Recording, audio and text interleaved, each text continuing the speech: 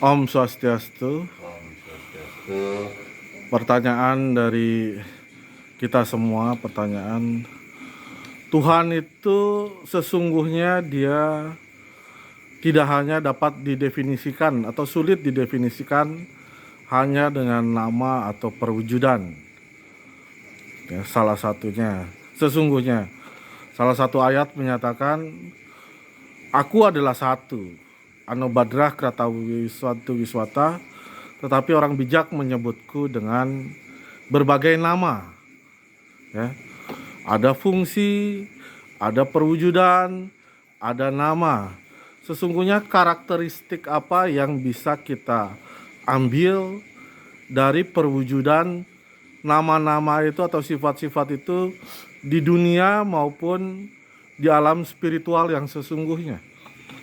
Nah, bagaimana kriteria dunia dan kriteria spirit menyatakan perbedaan-perbedaan dari nama atau kriteria-kriteria tersebut. Baik, Om Swastiastu. Om Swastiastu. Ini sudah menyambut tahun baru 2023, cocok untuk sebagai pengawal pada perjalanan spiritual khususnya yang mencari Tuhan, itu tidak pernah puas ketemu Satu perwujudan, satu nama. Jadi itu adalah sebuah ciri daripada intelektual kita, intelijensia kita, bahwa sesungguhnya apa yang kita kenal sebagai Brahman atau misalnya Wiwasa yang dalam definisi disebut sebagai Satyam Dinanam Anantam, artinya dia ada, dia adalah kebenaran dalam artian dia memang ada, dia nyata, kemudian dia konsis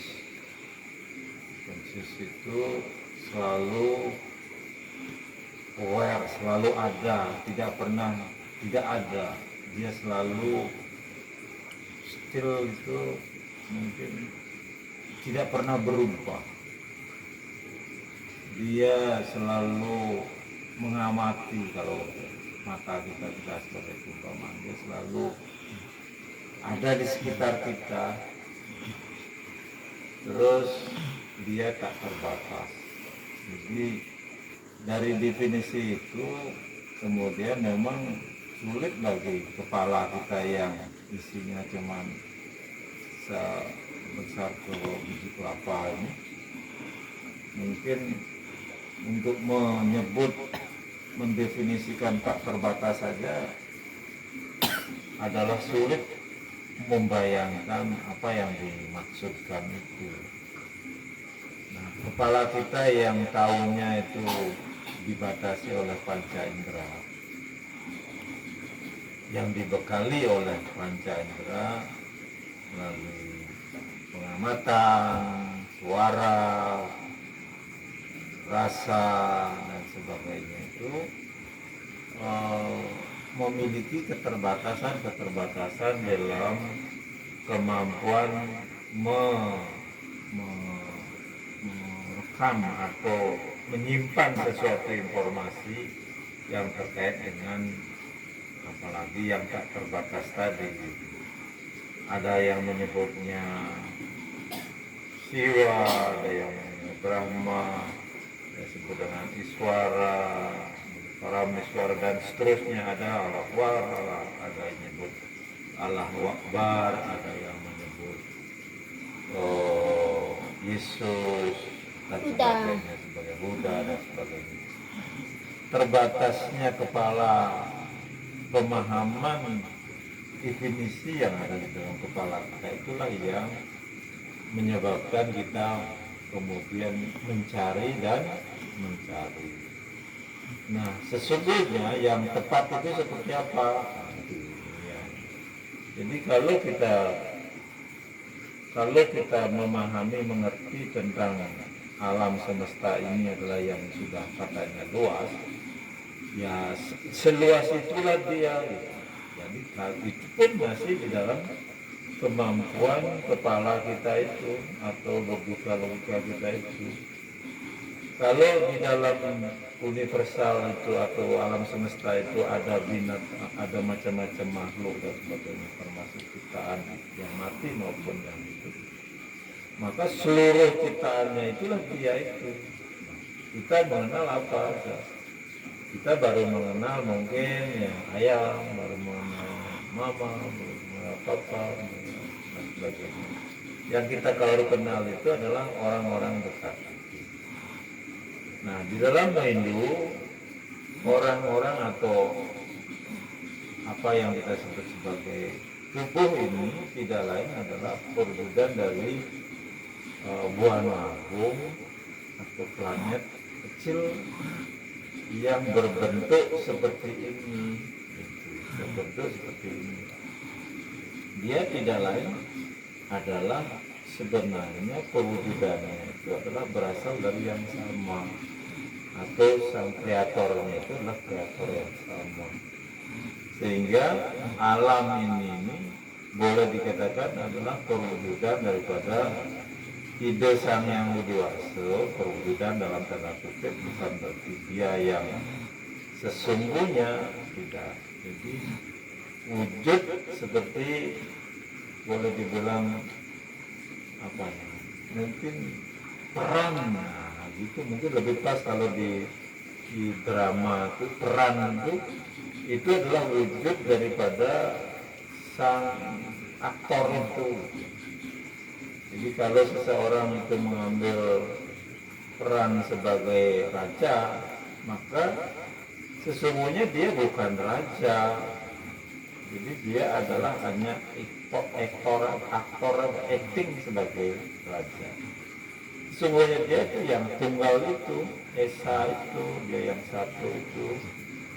Dan kita yang memiliki wujud yang dan nama yang berbeda-beda itu nampaknya berbeda, tetapi dia sesungguhnya satu juga.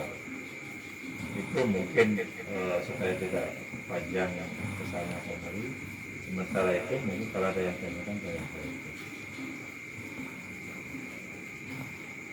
Lalu sesungguhnya siapa yang menghidupkan? Apakah sang diri atau sang Tuhan? Apakah tubuh ini atau sesuatu yang lain? Siapa yang melahirkan? Siapa yang memelihara? Siapa yang memusnahkan? Apakah sang diri, Tuhan, para dewa, atau tubuh ini, atau perwujudan yang lain yang ada di sekitar kita? Jadi kalau kita berbicara sang diri itu lebih dalam lagi tubuh, atau itu dari luar. Diri lagi yang di dalamnya itu kita sebut sebagai sesuatu yang kekal atau atman, atau yang lebih luas lagi kita sebut sebagai Iswara atau Tuhan itu sendiri. Definisi sang diri seringkali memberikan konotasi atau membingungkan, kadang-kadang menyesatkan. Kita sering berperilaku mengatasnamakan seperti ego, juga disebut diri saya. Ini adalah tubuh saya punya ini. Itu ego. Saya dalam tanda kutip, bagaimana seseorang mengucapkan milikku, di mana sambil melakukan suatu sikapnya dia menunjukkan tidak ada Sang Yang Widi di dalamnya atau Atman di dalamnya. Sesungguhnya Atman itu sendiri tidak pernah merasa memiliki atau tidak pernah merasa melakukan sesuatu, tetapi dia sudah lakukan, tetapi dialah kita yang memberinya itu sebagai sang pemilik, kita sebut sebagai dia yang memelihara, dia juga yang meleburnya. seperti Ang Adik ceritakan kemarin itu, dia yang satu juga adalah sebagai pencipta, dia yang satu juga sebagai pemelihara, satu juga sebagai pemerintah. Nah, kemudian dari mana datangnya api nafsu, amarah, kebodohan, keangkuhan, keakuan, iri hati, kemabukan, sesungguhnya dari mana itu berasal? Sesungguhnya adalah unsur daripada yang kita sebut sebagai pradana atau sifat prakerti atau sifat material. Jadi kemarahan itu marahan, iri hati dan sebagainya yang sifatnya negatif itu adalah berasal dari sang tubuh. Sesungguhnya dia yang satu itu yang kita kenal sebagai tunggal atau Brahman itu, dia tidak mengenal adanya kemarahan, itu nggak ada. Jadi sesuatu berjalan seperti mengalir seperti alamiah gitu, dan dia tidak pernah terprovokasi gitu, atau tidak ada unsur lain yang mempengaruhi. Berarti ada permasalahan di dalam kesulitan atau challenge atau atau predana atau kesulitan yang diciptakan itu ya. Ya, jadi itu adalah sebuah karakter daripada, boleh dibilang karakter sifat yang sifatnya kasar atau raw material itu, dia cenderung untuk memberi hal-hal yang seperti itu. Jadi contoh misalnya, contoh paling gampang itu ambil contoh itu misalnya besi, kemudian tanah, kemudian air, ternyata dia memiliki karakter yang berbeda, sama-sama materialnya, tetapi dari jenisnya itu dia memiliki karakteristik sendiri-sendiri. Nah, kurang lebih begitulah. Semakin halus, semakin bagus gitu. Karakternya itu semakin bagus. Berarti dari unsur kesucian itu kemudian diciptakanlah badan kasar ini yang kemudian dia memiliki musuh di dalam diri gitu ya. Musuhnya adalah penderitaan atau kehancuran atau apapun yang menyebabkan suatu tantangan atau kesulitan itu sesungguhnya berasal dari unsur-unsur material yang diciptakan ini. Betul. Jadi yang material inilah yang membuat, boleh dibilang sebagai musuh, atau kita kenal sebagai satripu ya dalam diri, menjadi musuh dia. Jadi tubuh ini bisa dibilang dia musuh, tetapi di sisi lain dia sendiri juga yang mengantarkan kita menuju kepada sesuatu yang bagus gitu.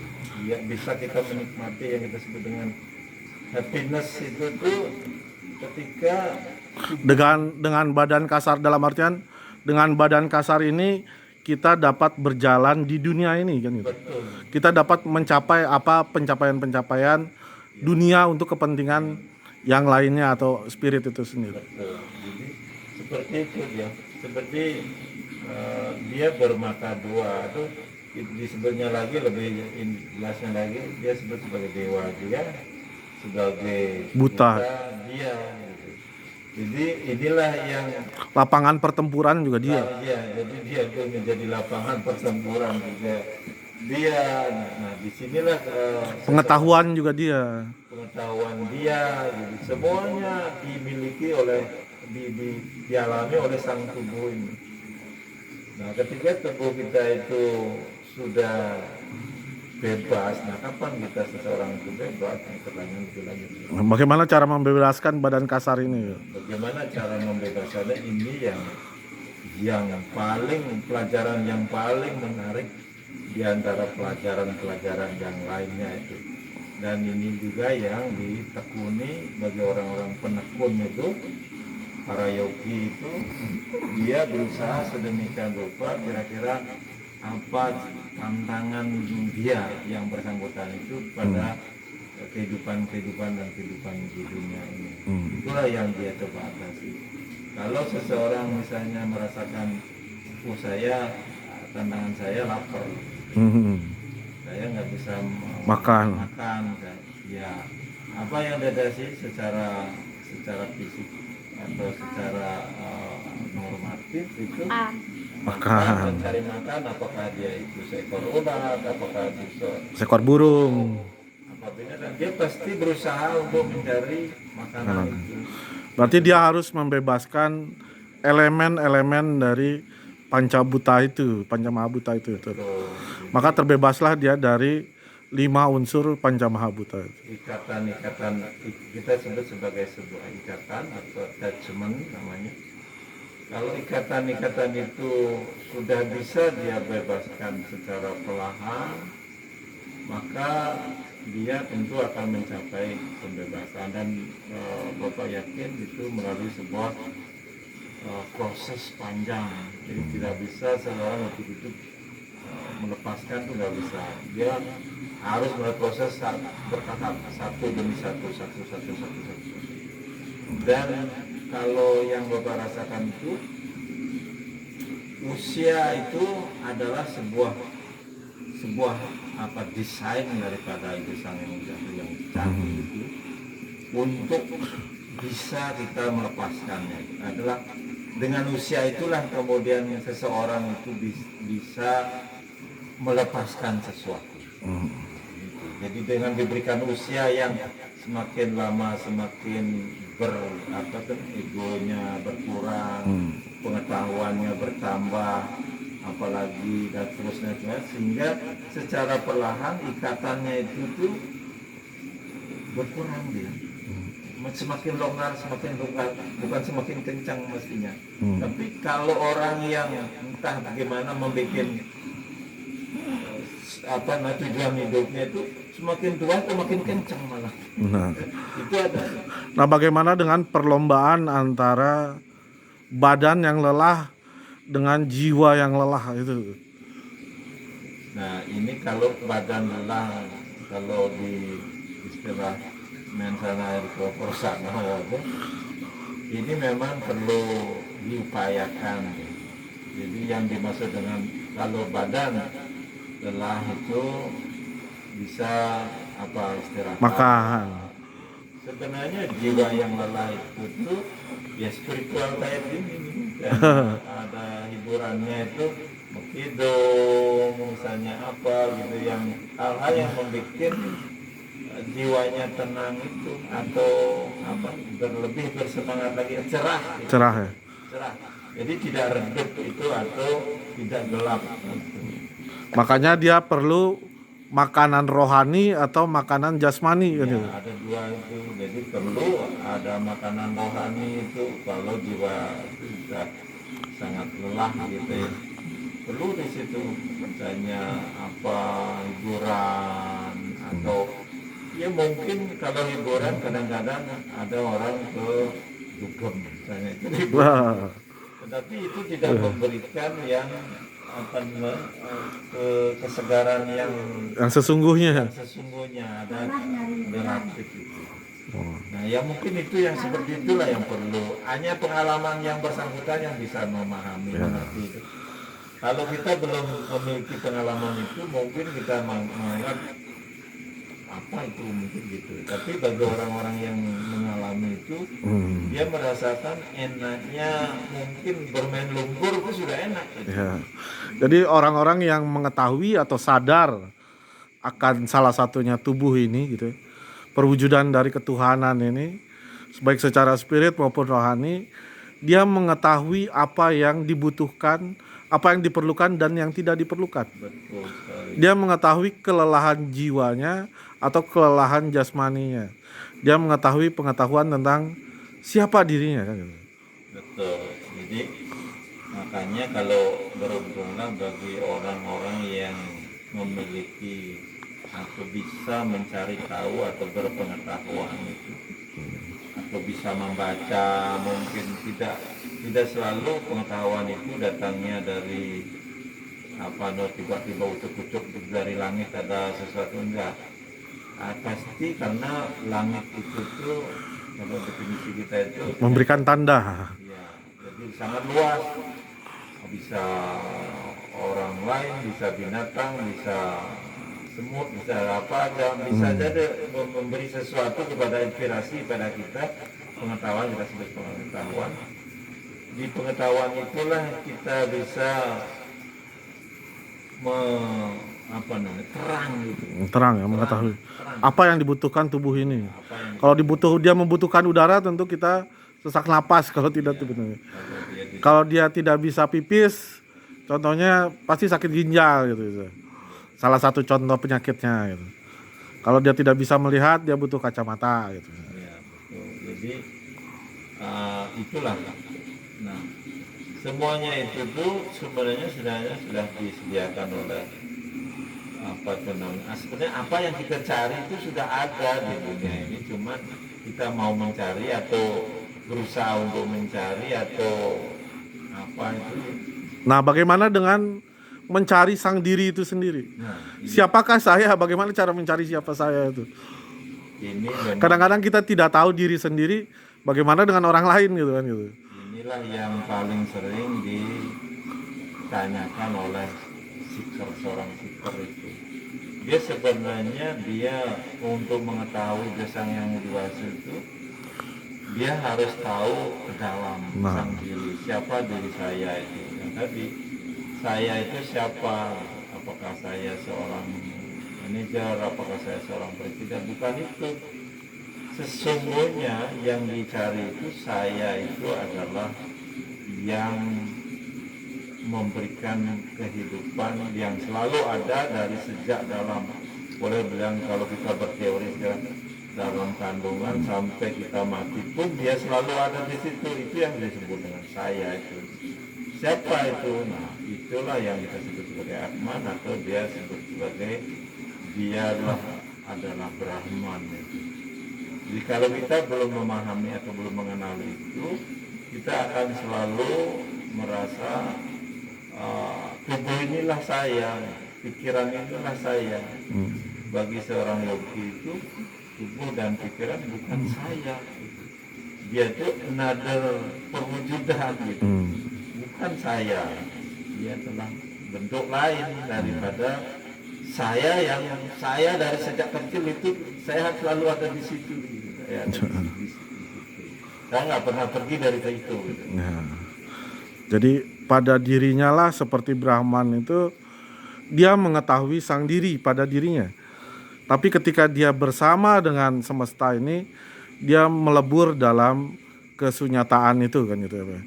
Yang kemudian dia melupakan atau perhatiannya mungkin boleh bilang perhatiannya itu menjadi teralihkan. Jadi bahasanya itu gitu. Perhatiannya teralihkan. Dalam istilahnya itu dia menerawang gitu. Ya, jadi dia menerawang, boleh bilang menerawang. Jadi kayak begitu. Sang diri itu ini yang kita terus cari. Kalau kita merenung baru kita bisa. Misalnya contohnya, misalnya yang mana bukan saya, contoh. Yang bukan saya, misalnya apakah itu saya, misalnya gitu. Mic ini apakah saya? Bukan. Apakah udang ini saya? Bukan. Apakah ini saya? Bukan. Sambil merenung lah. Apakah tangan saya ini saya? Bukan. Mungkin ya, mungkin.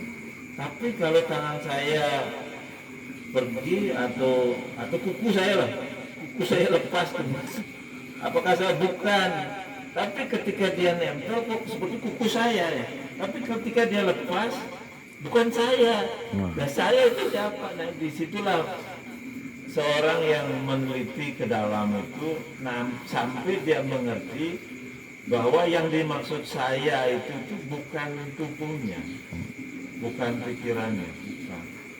Jadi ada sesuatu di mana dia tidak bisa dipisahkan lagi oleh objek-objek atau predikat-predikat objek tadi, itu nggak bisa.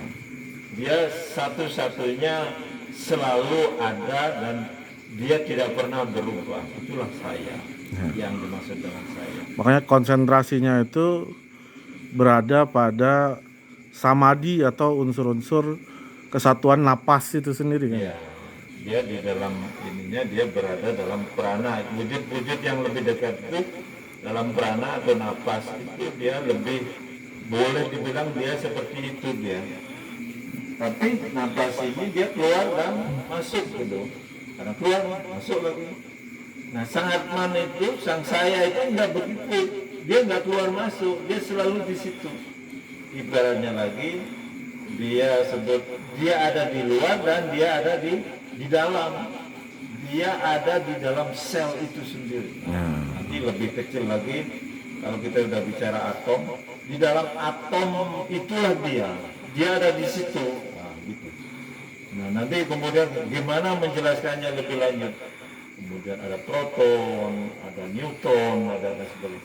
Dia ada di situ. Jadi dia ada di dalam, dia ada di luar. Di luar yang dimaksud di luar tubuh ini. Jadi ada tadi Bapak baca di Astrawastra Sutra itu di pasal 220 kalau salah. Aku tidak berada di dalam ruang yang terpisah denganmu. Aku ada di dalammu dan aku ada di luar seperti benda yang kamu letakkan di dalam toples. Tahu tadi toples? Toples? Tahu. Transparan gitu. Jadi kelihatannya antara dia di luar apa di dalam? Di dalam. Dia itu di dalam dan di luar kelihatan nampak. Itu kayak gitu. Itu perumpamaan-perumpamaan. Ada lagi yang perumpamaan-perumpamaan yang lain. Aku adalah cikal bakal dari semua perwujudan, apakah itu cincin, misalnya kamu, apakah itu gelang, apakah itu kalung. Aku tuh emas itu sendiri. Aku bukan cincin yang kau maksud itu, bukan gelang yang kamu, tapi aku adalah bakal dari semuanya itu. Jadi Sesungguhnya ketika kita menyadari unsur-unsur ketuhanan itu tidak ada perbedaan sesungguhnya, betul ya Pak? tidak ada perbedaan. Yang ada hanya harmoni, kesatuan, kesantian dan lain-lain. Tetapi unsur-unsur tadi itu, bagaimana angkara murka bisa muncul, perpecahan, musuh-musuh kemudian timbul, itu akibat dari kelalaian atau challenge, kesulitan-kesulitan yang kita ciptakan sendiri kan gitu. Jadi seseorang yang dia tidak menciptakan kesulitan, dia tidak akan memperoleh hambatan atau musuh di dalam dirinya. Setuju ya? Jadi tetapi ketika dia memiliki kesadaran kesatuan dengan ide Sang Hyang Widiwasa, maka sesungguhnya tiada lain adalah hanya harmoni, cinta kasih dan kesatuan unsur kemahakuasaan Tuhan itu sendiri. Ya, jadi kalau kita sadar siapa musuh kita, apa yang menghambat kita, maka kita menyadari apa yang kita ciptakan di dunia ini, itulah yang membuat kita untuk mencapai tantangan-tantangan berikutnya. Masalah-masalah pencapaian-pencapaian berikutnya itu tadi gitu. Jadi kalau kita sudah sadar itu siapa diri kita ya, siapa sang diri, nama kita, perwujudan kita, dan juga kita juga di dunia ini kita memiliki permasalahan. Salah satunya adalah yang kita ciptakan adalah kebodohan, ketidaktahuan, kemalasan, adharma, setan. Itu adalah penciptaan dari unsur-unsur yang lain dari spiritual itu sendiri. Atau bisa juga karena dia mendekati materi-materi yang tidak berharga atau bertentangan dengan Tuhan itu sendiri gitu. Jadi kalau kita sudah tahu itu, kita mengerti siapa musuh kita, bagaimana cara mengatasinya, bagaimana menciptakan harmoni kita sudah tahu, maka langkah selanjutnya adalah mudah gitu ya. Bagaimana kita kembali ke unsur itu adalah dengan cara menyegel atau memberikan batasan-batasan terhadap unsur-unsur yang merusak itu sendiri. Setuju ya? Betul. Jadi itu sudah kesimpulan yang sudah bagus. Memang seperti itulah. Jadi kalau kita eling, memang satu kunci untuk menyegel semacam kuncinya adalah eling atau conscious tadi. Conscious inilah yang kunci utama daripada semua. Kita boleh hidup di dunia ini kita boleh beraktivitas apa saja, kita boleh melakukan bakti, kita boleh melakukan belajar dengan apa saja, belajar apa saja, tetapi konsius inilah yang sesungguhnya memberikan kita untuk selalu pada jalur atau yang dituju itu, yang kita inginkan itu. Jadi itu yang paling penting. Nah, bagaimana memelihara consciousness ini? Latih dan Latih. Eling dan eling. Eling. Jadi setiap langkah nafas kita itu berpedoman pada tadi, siapa aku ini? Aku bukan tubuh. Kalau ikutin tubuh itu sudah pasti dari dibawa ke sana kemari. Nah, Kalau saya mau mandi, saya mau makan. Ya, gitu. Jadi tidak pada saat mau makan ke sana kemari gitu. Kita tidak dibawa ke sana kemari. kebingungan itu. Nah, bingung. Ya. Jadi consciousness inilah kuncinya. Memelihara consciousness itu anak bisa melalui disiplin atau terus latih. Tidak bisa kita tiba-tiba dia muncul, nggak bisa dia. Jadi kayak kemarin Bapak bilang tuh ada istilahnya, ada apa tuh, tantangan. Kita memberi tantangan sedikit bukan berarti kita ngoyo, bukan, tapi sesuatu yang perlu kita, seperti kita menyetir itu, kalau dia jalan lurus, kalau dia jalannya di perempatan itu bisa jalan lurus, bisa jalan belok. Nah, kita perlu menarik setir itu supaya maunya kita kemana gitu.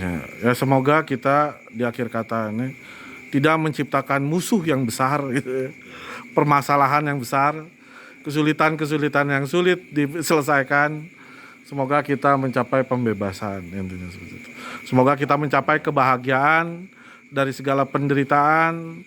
Semoga kita mencapai kesunyian, kedamaian dari segala prahara yang diciptakan. Semoga kita mencapai perbaikan di antara semua kerusakan yang ada. Semoga damai di hati, damai di dunia, damai selalu. Om Santi. Om Santi.